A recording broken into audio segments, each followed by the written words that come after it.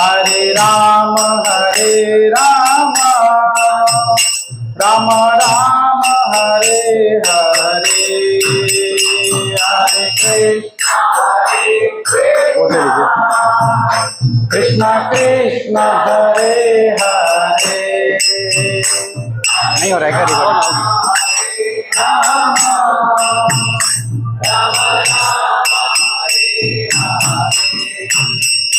हरे कृष्ण कृष्ण कृष्ण हरे हरे, हरे राम राम राम हरे हरे।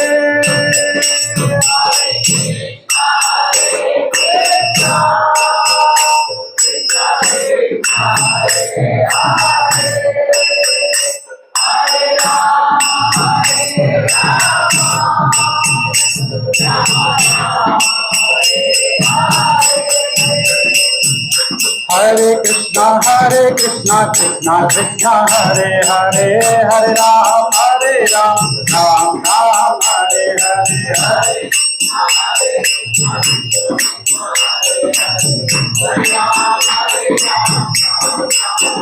जय जगन्नाथ बलदेव सुभद्रा, जय सुदर्शना, जय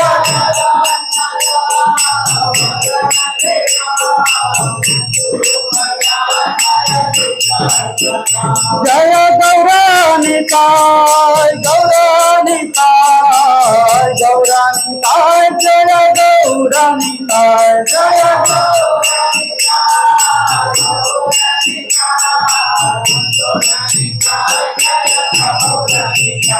जय प्रभुपाद प्रभुपाद प्रभुपाद श्रील प्रभुपाद।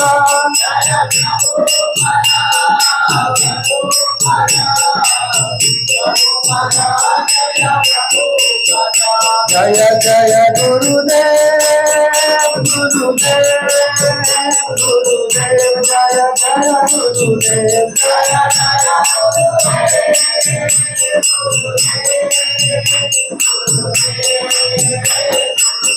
नित्य गौर हरि बोल हरि बोल हरि बोल, नित्य गौर हरि बोल नित्य गौर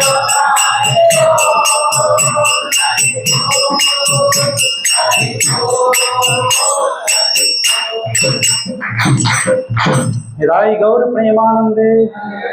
वांछा कल्पतरुभ्यश्च कृपा सिन्धुभ्यैव च पतितानां पावनेभ्यो वैष्णवेभ्यो नमो नमः। अनंत कोटि वैष्णव वृंद की जय, श्रील प्रभुपाद की। ओम नमो भगवते वासुदेवाय,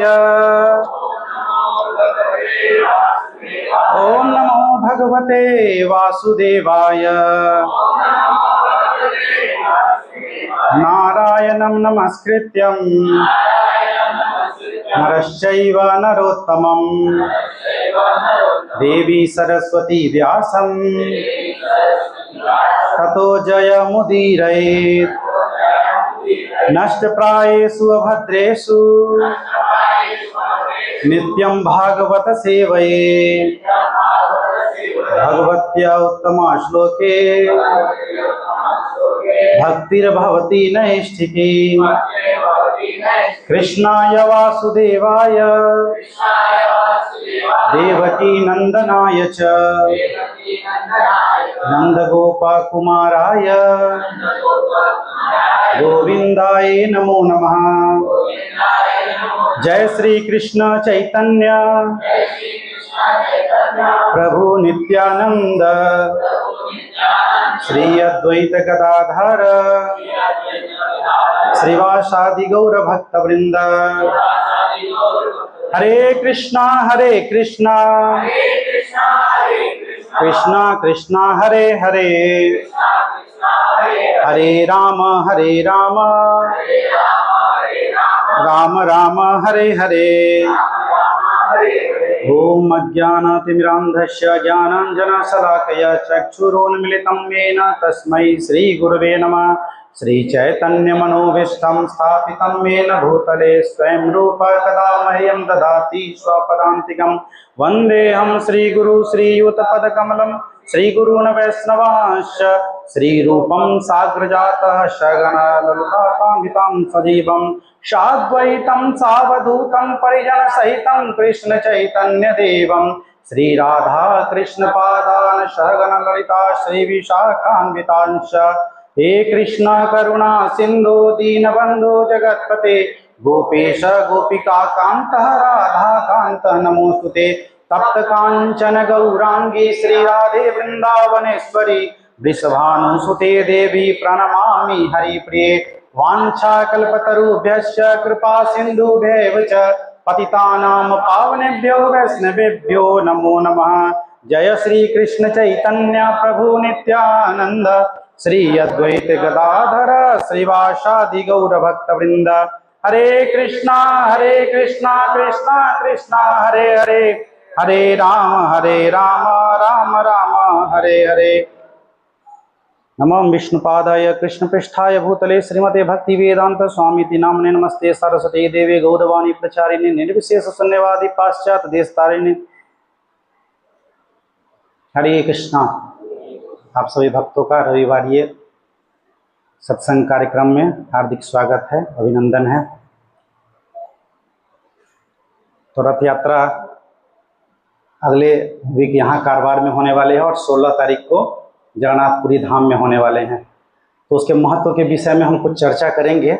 उससे पूर्व एक भजन है वो गाएंगे, पीछे पीछे दोहराइएगा।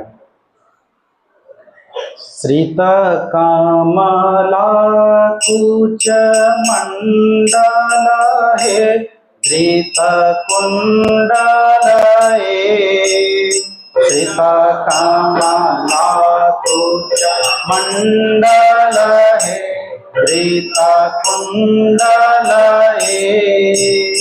कलित ललित वनमाल जय जय देव हरे।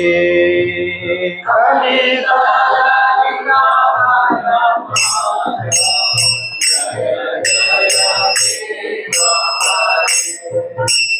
श्रित कमला कुच मंडल है धृत कुंडल कलित ललित वनमाल जय जय देव हरे।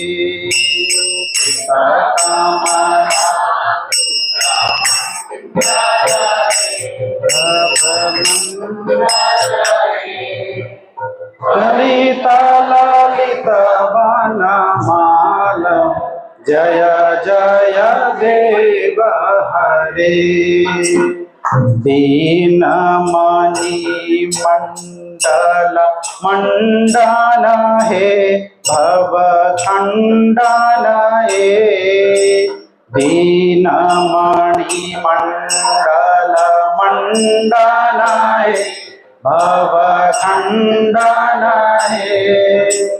मुनि जन मानस हंस जय जय देव हरे। मुनि जन मानस हंस जय जय देव हरे।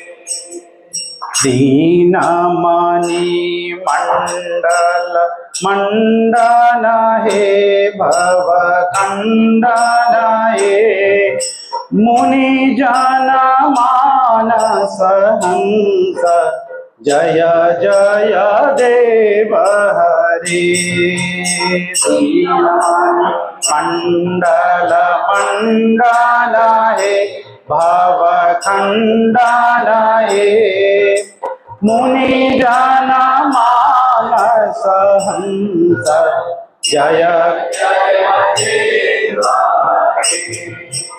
कालिया विषधर गंजन है जन रंजन कालिया विषधर गंजन गण रंजन यदुकुल नलिन दीनेश जय जय देव हरे। यदुकुल जय मधुमूर नरक विनाशन हे गरुरासन हे। सुरकुल केली निदान जय जय देव हरे। मधुमूर नरक विनाशन हे गरुरासन हे।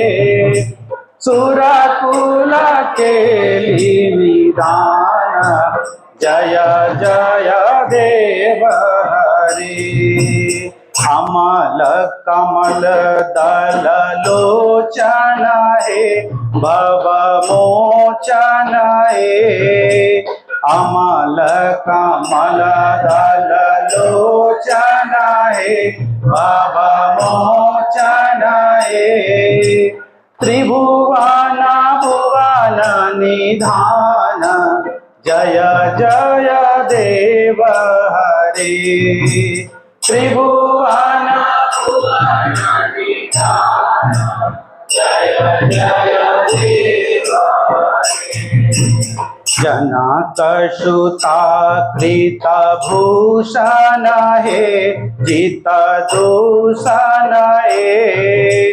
जनक सुता कृत भूषण हे जित दूषण हे। समर समित दस कंठ जय जय देव हरे।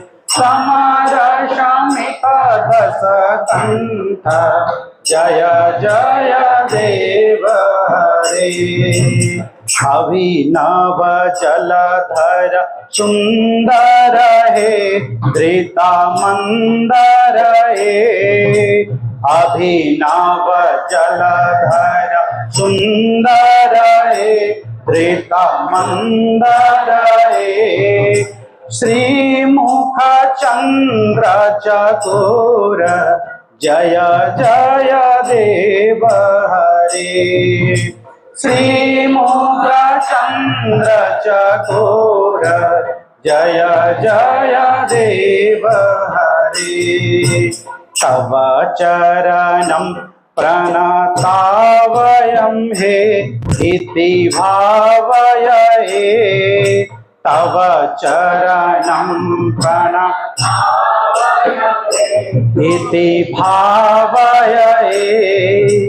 कुरुकुशलं प्रणतेषु जय जय देव हरे। कुरुकुशलं प्रणतेषु जय जय देव हरे। श्रिय जय देव्य कवेर इदं हे गुरुते मुदं हे। श्री जय देव कवेर इदं गुरुते मुदं हे। मंगलम उज्ज्वल गीतं जय जय देव हरे। मंगलम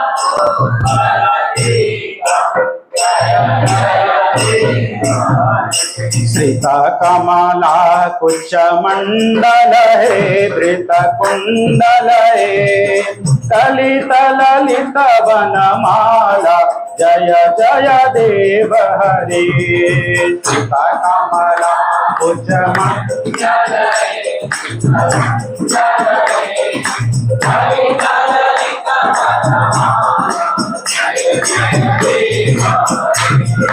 जय जय देव हरे।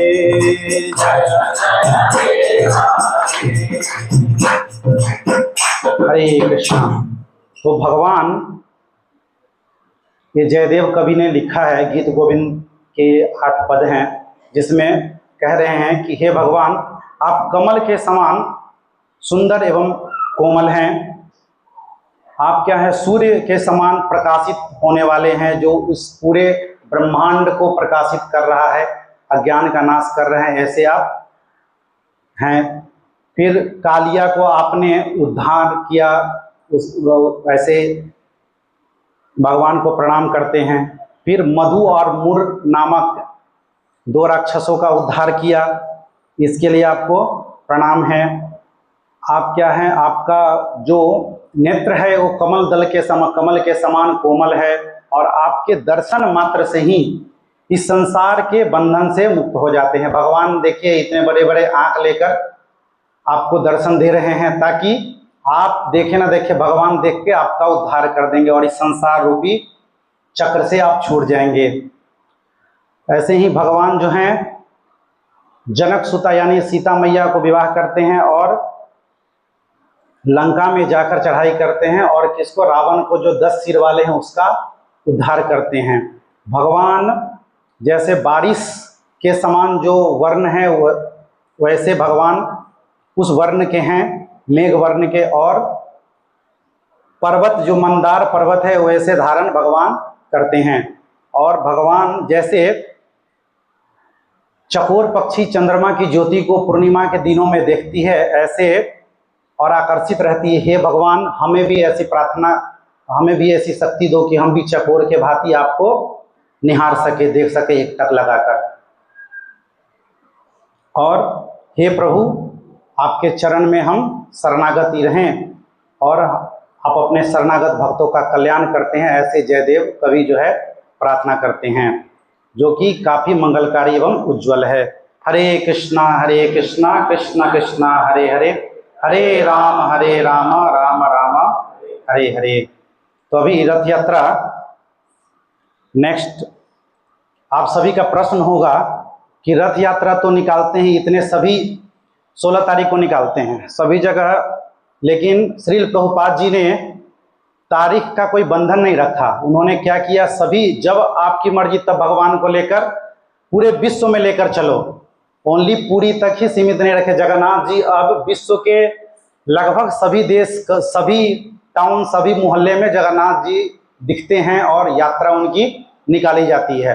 तो जगन्नाथ जी सबके पहुंच में आ गए हैं, तो क्यों रथ यात्रा में हमें पार्टिसिपेट करना चाहिए, उसका मूड बनाने के लिए आज हम कथा करने की धृष्टता कर रहे हैं। तो भगवान बड़ी बड़ी नेत्रों लेकर आप सभी इंतजार करते हैं पुरी में कि कौन से भक्त हमारे पास आएंगे, या टेंपल में इंतजार करते हैं कौन से भक्त हमारे पास आ रहे हैं। अगर कोई सक्षम नहीं है भक्त, या तो बीमार है, वृद्ध है, या तो कहीं कहीं मंदिरों में रिस्ट्रिक्शन है, जैसे पुरी इत्यादि मंदिर में हिंदू के अलावा अन्य जो यवन हैं आदि विदेशी हैं जो अलग धर्म के हैं उनको प्रवेश निषेध है। तो यही रथ यात्रा का जो यात्रा होती है उसमें सभी को दर्शन भगवान देते हैं। तो भगवान को रथ में बैठाने की आवश्यकता क्यों है, और क्या केवल रथ खींचने से आध्यात्मिक लाभ होता है, इन 2 प्रश्नों का हम आज उत्तर ढूंढने का प्रयास करेंगे। क्योंकि भगवान तो मंदिर में बैठे हैं, उनको रथ में क्यों बैठाना है, और रथ को खींचने से हमें क्या लाभ प्राप्त होगा। तो भगवान श्रीमद् भागवत के 1.2.6 में कहते हैं, पीछे पीछे दोहराइएगा, सवै पुंसा परो धर्मो यतो भक्तिरधोक्षजे अहैतुक्य अप्रयत्यताम् ययात्मा सुप्रसीदति। यानी मनुष्य का सर्वोत्तम धर्म यही है जिससे भगवान के प्रति निष्काम भक्ति उत्पन्न हो। तो इसके लिए रथ यात्रा आपको भगवान के प्रति एक आसक्ति उत्पन्न करने के लिए यात्रा कराई जाती है, ताकि जो भगवान के मंदिरों में नहीं आते हैं हो सके एक दिन भगवान का दर्शन करके भगवान के प्रति आकृष्ट हो जाए और भगवान को अपना सर्वस्व न्यौछावर कर दे। क्योंकि जगन्नाथ जो हैं संपूर्ण जगत के नाथ हैं, जगत जोर नाथ। तो संपूर्ण जगत के जो स्वामी हैं वो चाहे तो आपको क्षण भर के दर्शन में आपको पागल बना दे और भगवान अपने शरण में ले लें। तो ये तो हमने बता दिया, कोई भी धर्म कुल या जाति का हो, गरीब हो, अमीर हो, बीमार हो, वृद्ध हो, सभी भगवान का दर्शन करें। इसके लिए भगवान कहते हैं कि अगर तुम मेरे पास मंदिर में नहीं आ सकते तो मैं तुम्हारे पास वर्ष में एक बार आकर तुमको दर्शन दूंगा। क्योंकि भगवान क्या चाहते हैं कि आप मेरे अंश हो। ममैवांशो जीवलोके जीवभूता सनातनः। आप सभी सनातन धर्म के जो मानने वाले हैं, नहीं मानने वाले हैं, वो सभी हमारे जीव के अंश हैं और हम आपका उद्धार चाहते हैं। भगवान चाहते हैं कि हमारे बच्चे जो हैं हमारे पास आवे, हमारे शरणागत रहे। भगवान भगवद गीता में कहते हैं, शमोहम सर्वभूतेषु न मे द्वेषो अस्ति न प्रियः हे भजन्ति तु मां भक्त्या मयि ते तेषु चाप्यहम्। भगवद गीता के 9.29 में कहते हैं, भगवान कहते हैं मैं किसी से ईर्ष्या द्वेष नहीं करता हूँ, न ही किसी का पक्षपात करता हूँ। मैं सबके लिए बराबर हूँ और मैं सबको बराबर देखता हूँ। लेकिन जो भक्त मेरी सेवा करता है वह मेरा मित्र बन जाता है और भगवान सबको समदृष्टा से देखते हैं। क्योंकि भगवद गीता में भगवान ने क्या किया, अर्जुन के सारथी बन गए। क्यों? क्योंकि अर्जुन ने अपना सर्वस्व भगवान को दे दिया था कि हे भगवान अब आप ही मेरा उद्धार कीजिए जो करना है। क्योंकि भगवान ने जब समय रखा था, दुर्योधन ने मांगा था अक्षौहिणी सेना, भगवान के करोड़ों जो सेना है उनको मांगा था कुरुक्षेत्र के युद्ध, महाभारत के युद्ध के लिए, और अर्जुन ने केवल भगवान को मांगा था कि निहत्थे आप मेरे साथ रहो। तो भगवान ने सारथी रूप में उनका मार्गदर्शन किया और उन्हें विजयी बनाया। तो जो हमारे वैष्णव है उनके आचार्यों के महत्व के हिसाब से जगन्नाथ जी जो हैं कुरुक्षेत्र के कृष्ण का प्रतीक है और गुंडीचा मंदिर वृंदावन का प्रतीक है। और इसका भाव क्या है कि राधा रानी और वृंदावन वासी भगवान को वापस वृंदावन लेकर, कुरुक्षेत्र से लेकर जाना चाहते हैं। और ऐसे ही जब चैतन्य महाप्रभु रथ यात्रा में भाग लिया करते थे तो इसी भाव में, राधा रानी के भाव में डूब जाते थे और कीर्तन इत्यादि किया करते थे। दूसरा कारण, जो भगवान मथुरा में जन्म लेते हैं और आ जाते हैं कहाँ, वृंदावन गोकुल में आ जाते हैं, और गोकुल में लगभग 11.5 वर्ष तक अन्य अन्य लीलाएं करते हैं। तो उस लीलाओं में क्या करते हैं, 11.5 वर्ष के बाद जब वापस मथुरा आ जाते हैं, मथुरा आते हैं, कंस का उद्धार करते हैं, माता पिता को ले लेते हैं और मथुरा पे साम्राज्य करते हैं। लेकिन मथुरा पर जो है शांति से वो नहीं रह पाते हैं। जरासंध नामक जो ये कंस का ससुर है वो क्या करता है, बारंबार अटैक करता है, उनको परेशान करता है। कितनी बार तो मार के भगवान ने भगा दिया लेकिन उसको जिंदा छोड़ देते थे। लास्ट में भगवान ही रण छोड़कर भाग गए, इसलिए भगवान रणछोड़ कहलाते हैं। तो भगवान ने मथुरा से छोड़कर रातों रात विश्वकर्मा को बोलकर एक नगरी द्वारिका बसाई और द्वारिका में चले गए। द्वारिका में अपने जो ब्रज के जितने लोग थे एज इट इज वहाँ पर महल में शिफ्ट कर दिए, वहाँ पर जाकर रहने लगे। लेकिन भगवान वहाँ रहने के बाद भी द्वारिका में महल में ऐशो आराम में रहते थे, परंतु उनको ब्रिज का, वृंदावन का याद जो है प्रत्येक क्षण प्रतिक्षण उनको सताता रहता था। कभी कभी वृंदावन के अनेक उनके गोप ग्वालों का नाम लेकर पुकारते थे। रात्रि में सोए रहते थे तो हे राधे, हे ललिते, हे विशाखे, अलग अलग नाम लेकर भगवान रुदन किया करते थे। तो हर एक पत्नियों के साथ, सत्यभामा हो गई, जितनी पत्नियां थी उनके साथ, तो सभी पत्नियों ने भगवान की 16,108 रानियों ने ये बोला कि कौन है ये राधा रानी और वृंदावन में इनकी क्या लीला है, ये हमें पहले पता चले, तब तो क्यों परेशान रहते, क्योंकि इनको हम कुछ भी सेवा में कमी द्वारिका में नहीं दे रहे हैं। ये सोच के वो कहते हैं कि वृंदावन की लीला कौन बताएगा। तो आते हैं, उस समय कौन थी, एक मैया जो बलराम जी की माता हैं, रोहिणी देवी। तो रोहिणी माता के पास आकर प्रश्न पूछते हैं सभी रानियां, जो प्रमुख रानियां, वो बार बार जिज्ञासा करती है कि हे माते आप बताओ, आप उस समय अवेलेबल थे तो क्या हुआ ऐसा कि भगवान जो है हमारे साथ रह के भी हमेशा वृंदावन उनको याद आता है। तो यहाँ पर जो रोहिणी मैया क्या करती है, बोलती है मैं बताऊंगा तो मैं आपको वृंदावन की लीलाओं को बताऊंगी, परंतु यदि कृष्ण ऑलरेडी विरह भाव में है, अगर कृष्ण इस कथा को सुन लिया तो यहाँ रहेगा नहीं, क्या करेगा, सब छोड़ छाड़ कर फिर वृंदावन की ओर चला जाएगा। तो पहले सभी एक हॉल में लेकर आए सबको और बोले कि खिड़की दरवाजे बंद कर दो तब आपको सुनाएंगे। तब क्या किए गए, तब बोला गया खिड़की दरवाजे बंद हो गए और किसी को नियुक्त कर दो कि अंदर कृष्ण और बलराम नहीं आने चाहिए। तो ड्यूटी लगा सुभद्रा मैया का, मतलब कृष्ण जी की बहन, छोटी बहन का ड्यूटी लगा गेट पर, तुम गेट को बंद करके रखो, कृष्ण बलराम आएगा तो तुम उसको बाहर रोक कर रखना। तो वहां पर उनको रोक कर रखने की ड्यूटी सुभद्रा मैया करती है। परंतु जब रोहिणी माता भाव में कथा को वर्णन करते हैं, बाल्य लीला सभी लीलाओं का भगवान का वर्णन करते हैं, उसमें खुद सुभद्रा देवी का भी चरित्र है, तो वो क्या करती है, खुद उस रस में सुभद्रा माता डूब जाती है। डूबने के बाद कब कृष्ण और बलराम उनके पीछे आते हैं उनको पता नहीं चलता है, और वो भी कथा को सुनने से रुकते नहीं है, वो भी कान लगाकर कथा को सुनने लगते हैं। तो सुनते सुनते कथा क्या होता है कि भगवान तीनों जो जगन्नाथ बलदेव सुभद्रा मैया, बीच में एक तरफ जगन्नाथ जी एक तरफ बलराम जी अपनी लीलाओं को सुनने लगते हैं। सुनते सुनते एक अवस्था में आ जाते हैं जिस अवस्था को स्थिर होना कहते हैं। मतलब भक्ति रसामृत सिंधु में दिया गया है 8 तरह के अष्ट विकार, अष्ट सात्विक विकार, 8 तरह के सात्विक विकार होते हैं जिसमें एक तरफ वो रुक जाते हैं। उन विकारों में अस्तंभम है पहला, जो कि शून्य हो जाता है। तो भगवान तीनों एकदम शून्य अवस्था में, हम लोग बोलते हैं ना किसी को स्टैचू हो जाओ, तो स्टैचू हो जाते हैं। फिर श्वेत हो जाता है, मतलब उनको पसीना छूटने लगता है। ऐसी अलग अलग अवस्थाएं आती है। तो बाद में रोमांच होता है उनके शरीर में, स्वर भेद होता है। फिर वो क्या करते हैं, स्तंभन अवस्था में रह जाते हैं और उनका शरीर जो ऐसा लगता है कि हमारा शरीर सिकुड़ रहा है, पसीज रहा है, शरीर में कोई जान नहीं रहता है।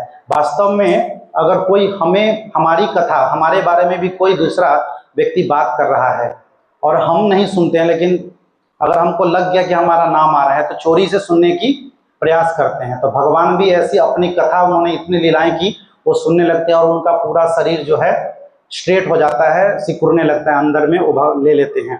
तो इस लीला को नारद जी क्या करते हैं, वो घूमते रहते हैं पूरे द्वारिका में, जब जब उनको इच्छा होता है तब तक वो घूमते रहते हैं।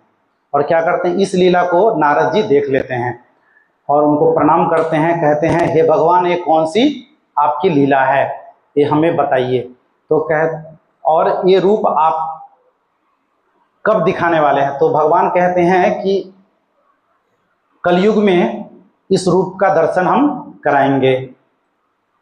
तो भगवान देखिए ऐसे स्वरूप में है, वो as it is Jagannath Baldev और सुभद्रा मैया के रूप में ट्रांसफॉर्म हो जाते हैं।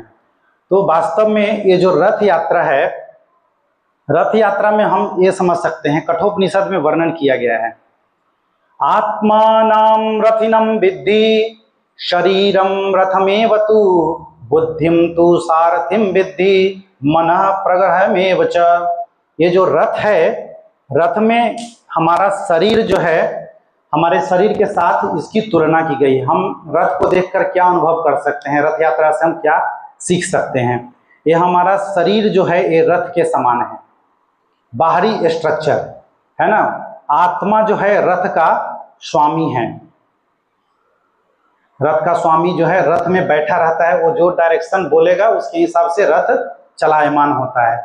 बुद्धि जो है सारथी है, मालिक अगर कहेगा कि सीधा चलो, अगर सारथी को मन होगा तो वो राइट लेफ्ट भी जा सकता है ना, लेकिन मोस्टली डायरेक्शन को फॉलो करता है।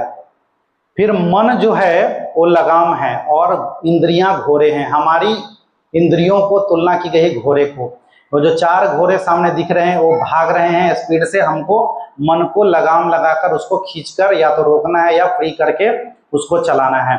तो यहाँ पे कहने का उद्देश्य ये है कि रथ में बैठा स्वामी यात्रा के उद्देश्य को जानता है, परंतु वो स्वयं चलाता नहीं है।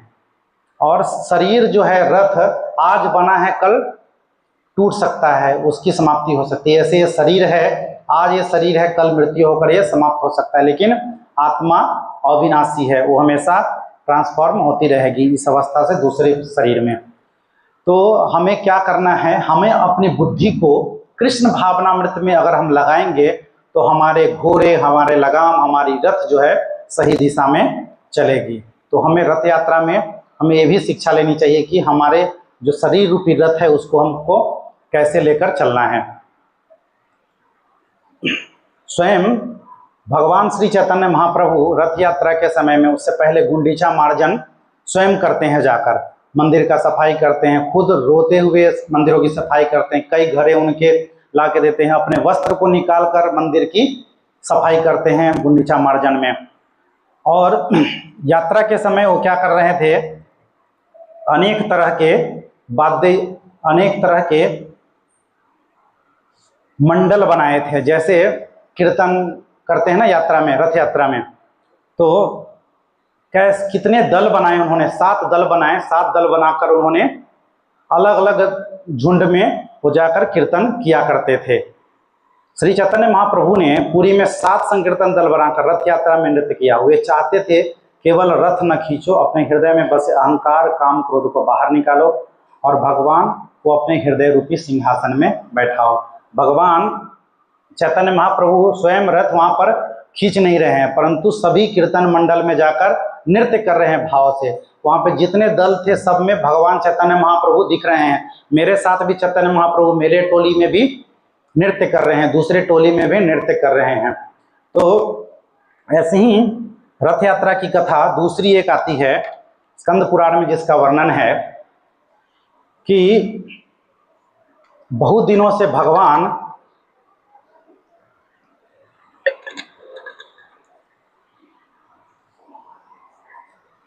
जो है द्वारिका में विरह भाव में हैं, राधा रानी को याद कर रहे हैं वहाँ। और वहाँ राधा रानी भी भगवान श्री कृष्ण को याद कर रही है, क्योंकि 100 वर्ष से अधिक हो गया भगवान को ब्रज छोड़े हुए। तो वो छोड़कर क्या करते हैं, डेली याद करते हैं, परंतु वो जा नहीं पाते हैं। तभी सुभद्रा मैया और बलराम जी तैयार होते हैं रथ निकाल करके, हम जाकर वहाँ पर वृंदावन का, ब्रज का दर्शन करके आएंगे, ब्रजवासु गोप बालियों का। तो वे रथ लेकर निकलते हैं। पहले सुभद्रा मैया का रथ निकलता है, फिर बलराम जी का रथ निकलता है। और यहाँ पर उद्धव जी और सात्यकी, इनके जो भगवान के मित्र हैं, वो उनको कैसे भी लेकर जबरदस्ती ही सही, भगवान पूरे मूर्छा की अवस्था में हैं, विरह में, और वो भगवान को उठाकर उनको लेकर जाते हैं वृंदावन में राधा रानी के पास। तो यही भाव जो 3 रथ का है, 3 रथ जो भगवान के लिए निकलता है, यही भाव है कि भगवान द्वारिका से लेकर और ब्रिज वृंदावन धाम में निकलते हैं, तभी मित्रता, मतलब तभी वो दर्शन कर पाते हैं। तो यही भाव रथ यात्रा का है। भगवान के प्राकट्य के संबंध में सभी को कथा पता होगा कि कैसे भगवान कहते हैं कि मैं पहले आऊँगा तो क्या करूँगा। 50 ईयर्स भगवान नील माधव के रूप में रहते हैं, भगवान अपने स्वरूप में रहते हैं और नीलाद्री पर्वत के ऊपर रहते हैं। अब जिनका प्रकृति जो है शंख के समान बना हुआ रहता है, वहाँ पे अष्ट मतलब सहस्त्र कमल दल हैं, कमल की पंखुड़ियों, उसके ऊपर भगवान का मंदिर है, जहाँ से वो 50 साल के, ब्रह्मा जी के 50 वर्ष जो पूरे होते हैं तो भगवान उस जगह को छोड़कर चले जाते हैं। तो उनके जो सेवक रहते हैं सवर जाति के, वो बड़े दुखी हो जाते हैं। तब भगवान उसी समय इंद्रदुम्न महाराज को स्वप्न देते हैं कि मैं आना चाहता हूँ, आप मुझे बुलाओ, तो हमें खोजो। तो क्या करते हैं, उनको स्वप्न देते हैं, एक बड़े से पेड़ दिखते हैं और समुद्र के किनारे लगे रहते हैं। अब उसको लाया जाता है, उसको कहते हैं कि इसको मूर्ति भगवान का विग्रह बनाने के लिए, तो कोई भी जो शिल्पकार है उसको छू नहीं पाता है, टच नहीं, मतलब टच करता है तो उसको कट वगैरह नहीं कर पाता है। तो परेशान रहते हैं। स्वयं विश्वकर्मा आते हैं और वो कहते हैं कि मुझे 21 दिन का समय दिया जाए। जब 21 दिन का समय दिया जाए मैं भगवान के विग्रह को बनाऊंगा। तो 21 दिन के अंदर में भगवान विश्वकर्मा जो है वो बनाते हैं, और उनका एक शर्त रहता है कि 21 डेज के अंदर मैं घर में बंद रहूंगा, आप मुझे छूना नहीं या डोर खोलना नहीं। लेकिन 14 दिन के बाद आवाज आना बंद हो जाता है अंदर से, ठक ठक। तो महाराज की पत्नी महारानी को शंका होता है कि ये वृद्ध ब्राह्मण, ये वृद्ध जो है कुछ हो तो नहीं गया, अंदर ही तो नहीं रह गए, हरिगोल तो नहीं हो गया। वो सोचकर वो अपने पति को बोलते हैं, इंद्रद्युम्न स्वामी को, कि महाराज गेट खोल कर देखिए। तो 15वें दिन भगवान जो है 15वें दिन इंद्रद्युम्न स्वामी उनको गेट को खोला जाता है। तो वहां पर क्या मिलते हैं, भगवान का अपूर्ण मूर्ति मिलते हैं, जगन्नाथ बलदेव सुभद्रा के रूप में। तो वो देखकर रोने लगते हैं, करुण क्रंदन करने लगते हैं कि मेरे कारण भगवान जो है पूर्ण नहीं हो पाएंगे, आधे अधूरे रह गए। क्योंकि हम देखते हैं तो उनका हाथ पूरा नहीं दिखता है, पैर इत्यादि पूरे नहीं दिखते हैं। वो काफी रोते हैं, पश्चाताप करते हैं। तब भगवान उन्हें आकाशवाणी देते हैं कि नहीं, मैं इसी स्वरूप को नारद जी को प्रकट किया था, इसी स्वरूप को मैं चाहता था, इसके लिए मैंने ये स्वरूप प्रकट किया है, आप इसकी स्थापना करके पूजा पाठ इत्यादि करो। तब वही 15वें दिन उनको भगवान को अच्छे से स्नान इत्यादि कराया जाता है। जो गुंडीचा मार्जन पूर्णिमा की तिथि को किया जाता है वही वो तिथि है। तो उस तिथि को भगवान क्या करते हैं, स्थापित होते हैं, और तब से वो निरंतर पूजे जाते हैं। तो भगवान चैतन्य महाप्रभु ने श्री चैतन्य चरितामृत में बहुत ही सुंदर ढंग से रथ यात्रा के कुछ बहुत इसमें वर्णन आता है। तो उसमें से कुछ पढ़ेंगे ताकि थोड़ा सा भाव हमें भी आए। तो भगवान क्या करते हैं, 7 संप्रदाय बाजे 14 मादल, जार ध्वनि सुने वैष्णव भैल पागल। क्या करते हैं भगवान, कुल मिलाकर 7 संकीर्तन टोलियां थी और प्रत्येक टोली में 2 व्यक्ति ढोल नगारे बजा रहे थे। इस प्रकार एक साथ 14 ढोल बज रहे थे। इसकी इतनी कोलाहलपूर्ण ध्वनि थी कि सारे भक्त पागल हो गए। पागल मतलब ऐसे पागल नहीं हो गए कुछ भी बोल रहे हैं, वो भगवान के भक्ति में पागल थे। और क्या करते हैं, वैष्णवेर मेघ घटाए हाइल बादल, कीर्तन आनंदे सब बरसे नेत्र जल। सारे वैष्णव जो हैं बादलों के समूह के तरह एक साथ आ गए। जब भक्तों ने अत्यंत भावपूर्ण नाम कीर्तन किया तो उनकी आंखों से आंसू गिरने लगे, जैसे आंखों से वर्षा हो रही थी।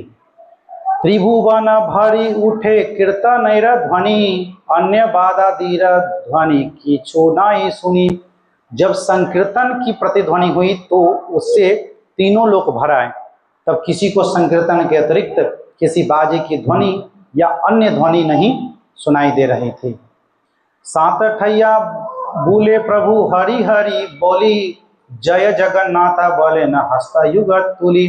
श्री चैतन्य महाप्रभु हरि हरि का उच्चारण करते हुए 7 दल में विचरण करते थे।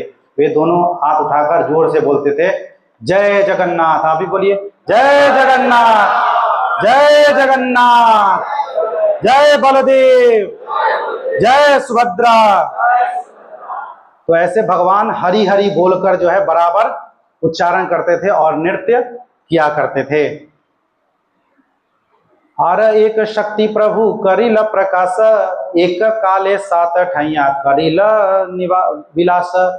और भगवान ने श्री चैतन्य महाप्रभु स्वयं चाहते नहीं थे कि मैं अपनी भगवत्ता को प्रकाशित करूं, क्योंकि वो एक भक्त रूप में आए थे, राधा रानी के मूल भाव में आए थे और स्वयं को भगवान होना स्वीकार नहीं करना चाह रहे थे। लेकिन वो क्या है, भगवान के भाव में वो खुद प्रकट कर लिए। उस समय वो सभी 7 टोलियों में एक साथ दिख रहे हैं, तो क्या है, उनका भाव जो है प्रकट हो रहा है भगवान का। सब कहे प्रभु आछे न मोर संप्रदाय, अन्य ठाई नहीं जा न आमरे दयाए। हर एक ने कहा श्री चैतन्य महाप्रभु मेरी टोली में उपस्थित हैं, वे अन्यत्र कहीं नहीं जाते, वे हम सब पर कृपा की वृष्टि कर रहे हैं। क्या कर रहे हैं? जहां देख रहा है, एक टोली में देख रहे हैं भगवान हमारे साथ नाच रहे हैं, तो दूसरा बोलेगा भगवान मेरे साथ ही नाच रहे हैं, तुम्हारे साथ तो नहीं होंगे। तीसरा बोलेगा उधर तो नहीं होंगे, लेकिन क्या है, भगवान चैतन्य महाप्रभु सभी के दल में हैं। वैसे ही जैसे भगवान 16,108 उनकी रानियां थी, जब द्वारिका में रहते थे तो भगवान क्या करते थे, सबके साथ सभी समय उपस्थित रहते थे। जब रासलीला भगवान का होता है, जब भगवान नृत्य करते हैं, तो वहां पर जितनी गोपियां हैं, जितने ग्वाले हैं, सबके साथ भगवान एक एक के साथ कृष्ण बनकर स्वयं नृत्य कर रहे हैं। तो भगवान का वही रूप जो है यहाँ पर इस कलयुग में आकर श्री चैतन्य महाप्रभु दिखाते हैं कि हर एक के साथ भगवान उपस्थित होते हैं और भगवान क्या करते हैं, सब पर कृपा वृष्टि कर रहे हैं। केह लखिते नारे प्रभुर अचिंत्य शक्ति, अंतरंग भज जाने यार शुद्ध भक्ति। वास्तव में कोई भी भगवान महाप्रभु के अचिंत्य शक्ति को नहीं देख सकता था, केवल सर्वाधिक अंतरंग भक्त जो शुद्ध अनन्य भक्ति में स्थित थे वो समझ सके। अब उस भगवान के भाव को सब कोई नहीं देख सकता है कि भगवान को देखने के लिए क्या चाहिए, हमें आंखें चाहिए, है ना। तो भगवान ऐसे आंखों से हमें दिखते नहीं। यहाँ पर भगवान आकर हमें विग्रह के रूप में दिख रहे हैं, लेकिन कुछ भक्त आते होंगे जिनको भगवान साक्षात दर्शन देते होंगे, अपने चतुर्भुज रूप धारण करके शंख चक्र पद्म लिए हुए और दर्शन देंगे। लेकिन आपको क्या चाहिए, वो भाव, वो मूड चाहिए। उसके लिए हमें क्या करना चाहिए, अपना चैतन्य महाप्रभु कहते हैं ना, चेतो दर्पण मार्जनम भव महादावाग्नि निर्वापनम श्रेय कैरव चंद्रिका वितरणम विद्यावधु जीवनम। हमें अपने चित्त का मार्जन जो है करना पड़ेगा। जब चित्त हमारा स्वच्छ रहेगा, निर्मल रहेगा, तब हम भगवान को स्वच्छ चित्त से देखेंगे, तो भगवान हमें साक्षात दर्शन देंगे। फिर कीर्तन देखिया जगन्नाथ हर्षित, संकीर्तन देखे रथ करिया स्थगित। तो यहाँ पर भगवान का कीर्तन कर रहे हैं चैतन्य महाप्रभु। उनका कीर्तन देखकर भगवान जगन्नाथ भी आनंद ले रहे हैं। आनंद ले रहे हैं मतलब सजीव जैसे वो कीर्तन में, समझ लीजिए कि वहाँ विग्रह भगवान उठकर नृत्य में प्रवेश कर चुके हैं और उनका रथ जो है वहीं पर रुक गया है, स्थापित हो गया है। सब बलिष्ठ लोग जो भी हैं भक्त, वो खींचने का प्रयास करते रहते हैं, परंतु रथ जो है खींचा जाता नहीं है। अभी भी ऐसी लीलाएं भगवान हमेशा करते हैं।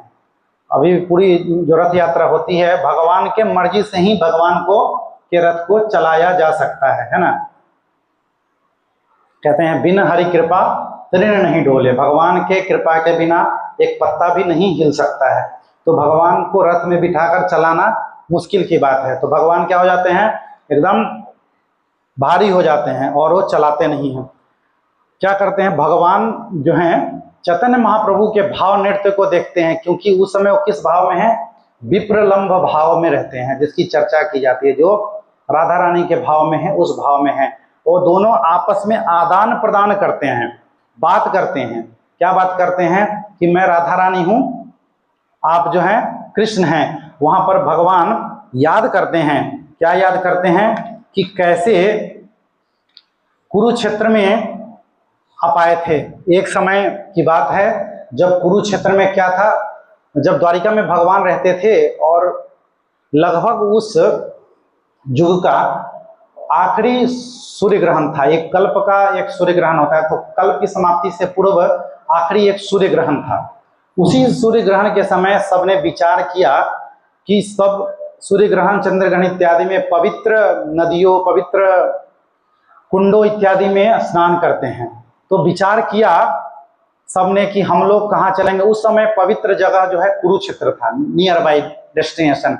तो कुरुक्षेत्र क्यों पवित्र था, क्योंकि इससे पहले स्वयं परशुराम जी ने 21 बार किसका संहार किया था, क्षत्रियों का इस धरती से दलन किया था। और क्षत्रियों का दलन के बाद उन्होंने दलन तो किया, परंतु उनको भी पछतावा हुआ। पश्चाताप के लिए वो क्या करते हैं, कुंड बनाते हैं स्वयं, जिसका नाम है ब्रह्म कुंड, पंचकुंड बोलते हैं। तो वहाँ कुरुक्षेत्र में वो उसको खुदाई करते हैं और उसमें स्नान करके पवित्र होते हैं। तो इसीलिए वो जगह जो है बहुत पवित्र माना जाता है। तो कृष्ण एवं सभी जो द्वारिका के लोग हैं वो रथ में बैठकर जाते हैं और उस समय कृष्ण पूरे साज सज्जा में जो है ठाट बाट के साथ राजा वेश में जाते हैं कुरुक्षेत्र।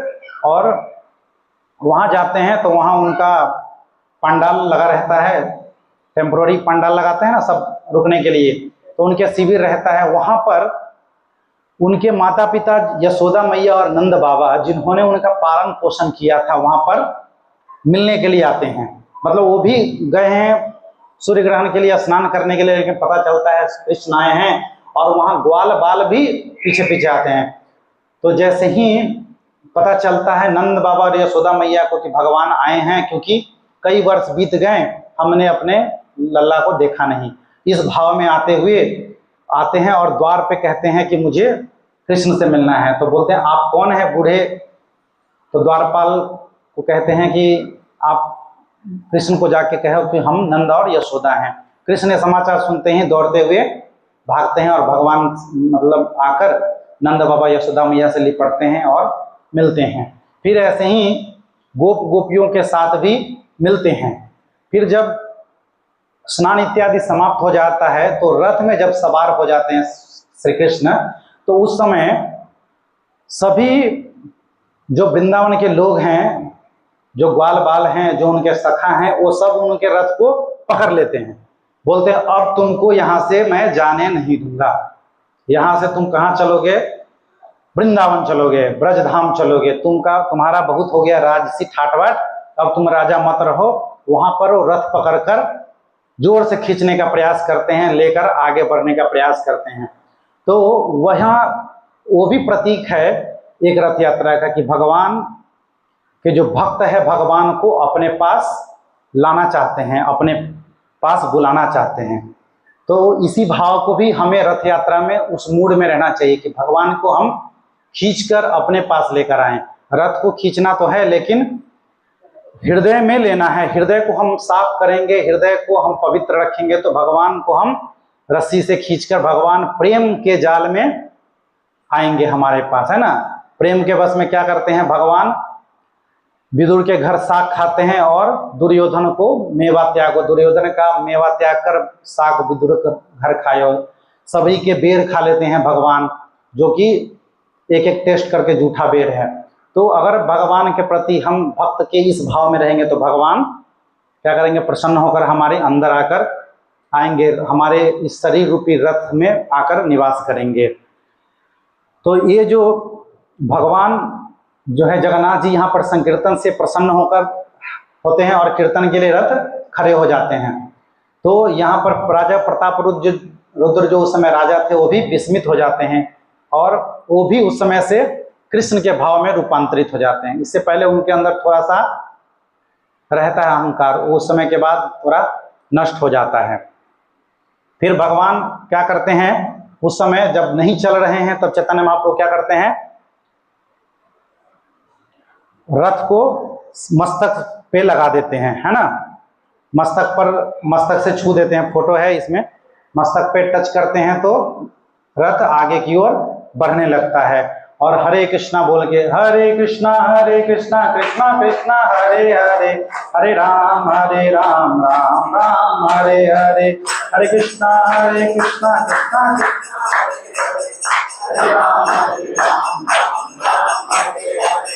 तो श्रीमद् भागवत में भी कहा जाता है ज्ञाने प्रयासम उदापाश्य नमंता एवच।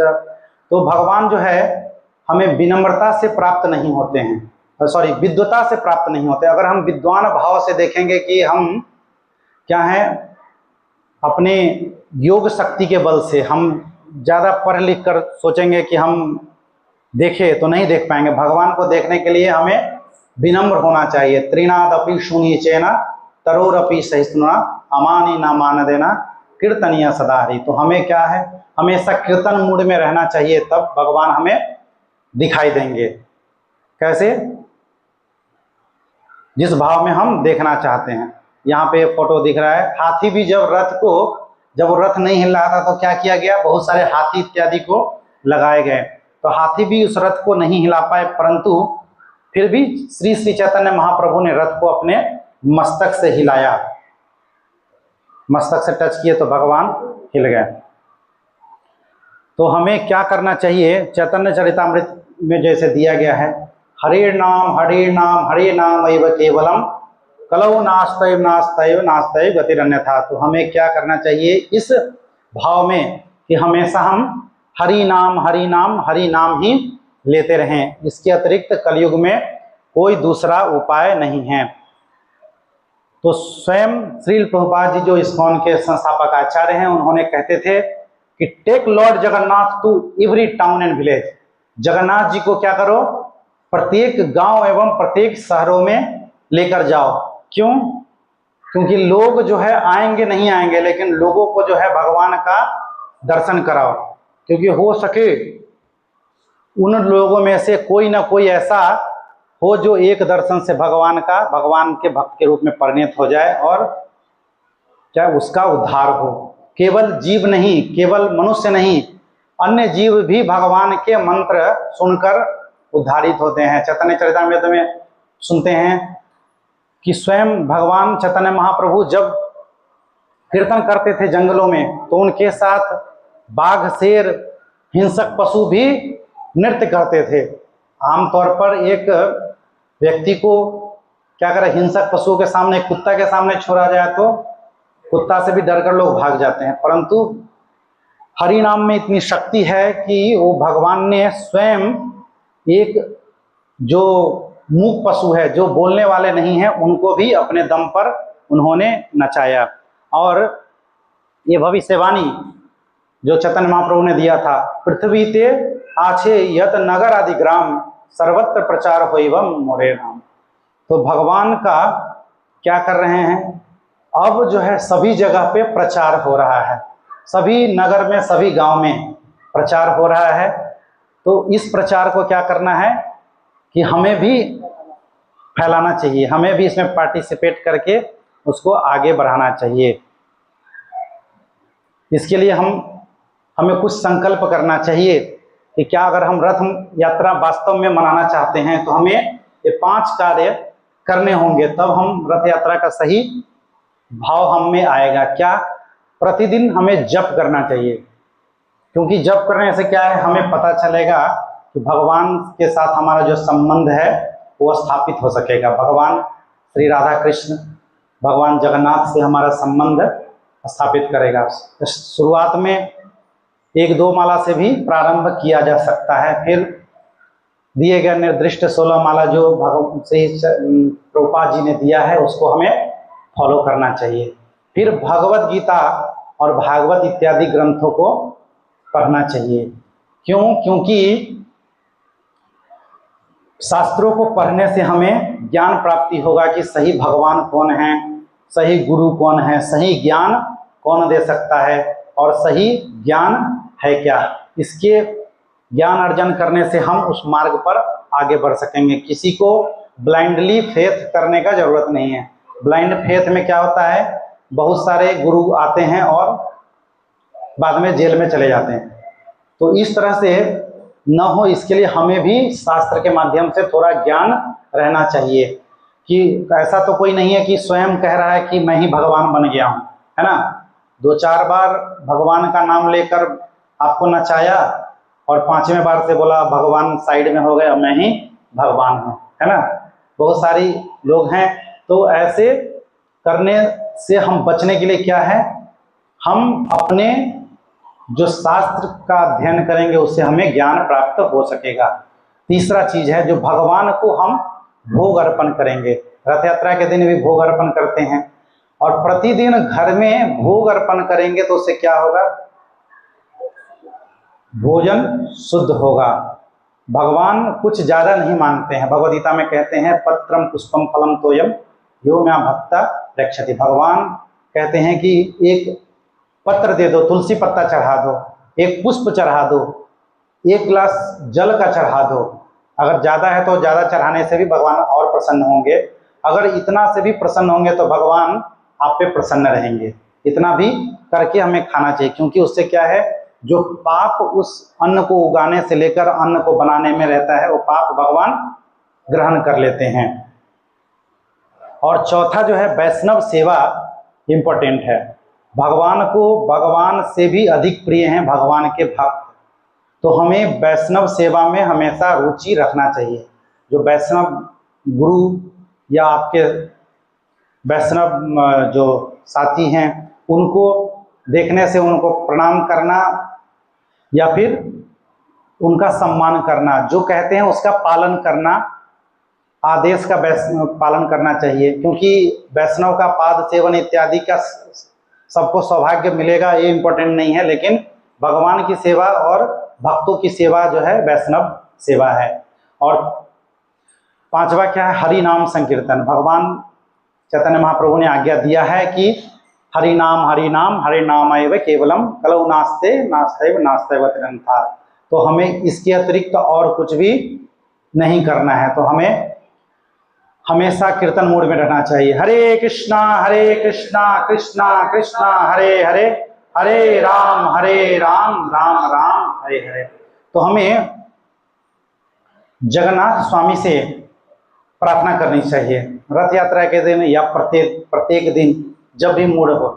क्या प्रार्थना करनी चाहिए कि हे भगवान, जैसे आप आज रथ पर बैठकर हमारे बीच में आए हैं, वैसे ही हमारे हृदय रूपी सिंहासन पर सदैव विराजमान रहिए, है ना।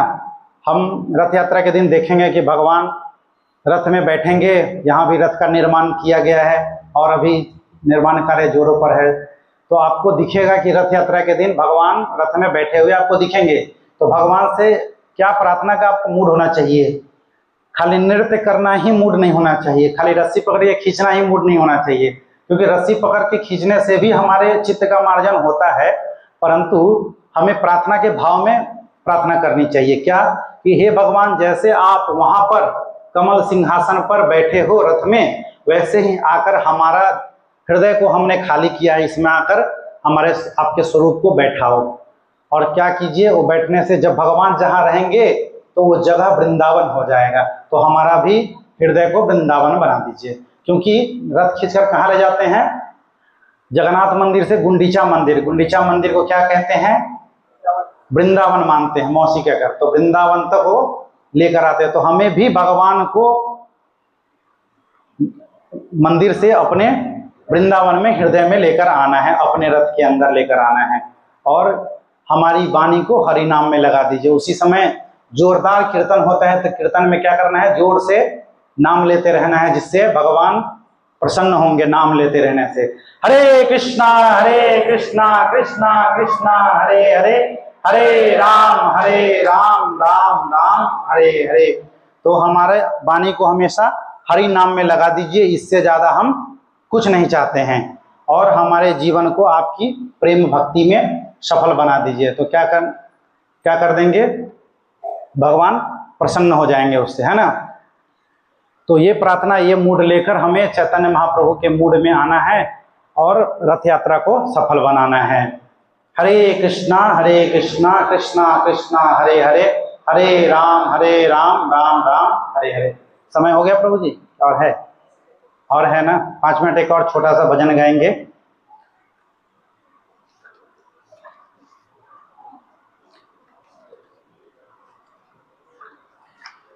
भगवान को किस भाव में स्वीकार करना है, बस 2 लाइन। मेरा कोई ना सहारा बिन तेरे, नंदलाल सवैया मेरे।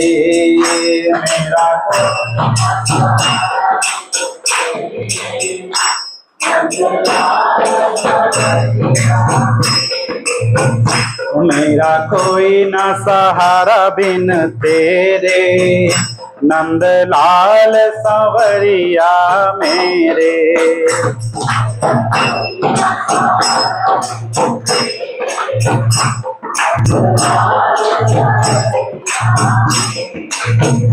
नंदलाल सवरिया मेरे, नंदलाल नंदलाल सवरिया मेरे, नंदलाल मेरा कोई न सहारा बिन तेरे, नंदलाल सवरिया मेरे, मेरा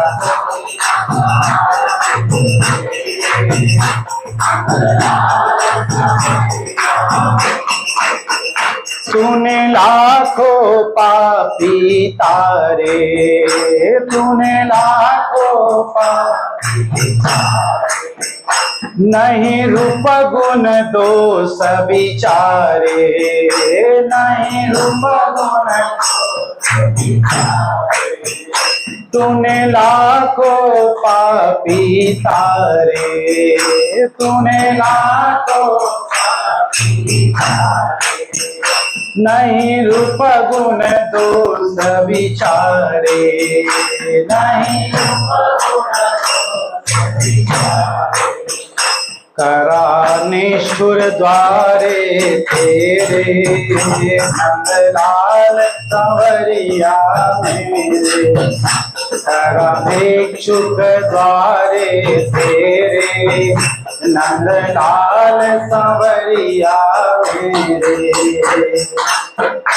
मेरा कोई न सहारा बिन तेरे, नंदलाल संवरिया मेरे, मेरा कोई न सहारा बिन तेरे, नंदलाल संवरिया मेरे।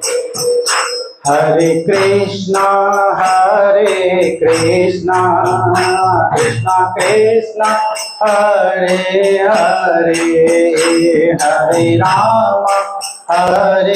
राम राम राम हरे हरे, हरे कृष्णा कृष्णा कृष्णा हरे राम